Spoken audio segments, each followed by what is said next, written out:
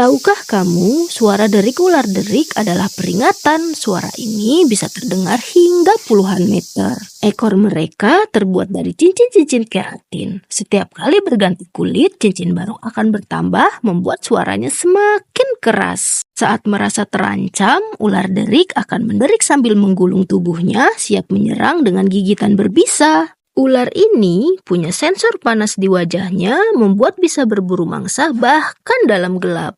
Meski menakutkan, ular derik lebih suka menghindari manusia. Jadi, kalau mendengar suara deriknya, cukup menjauh dan beri mereka ruang.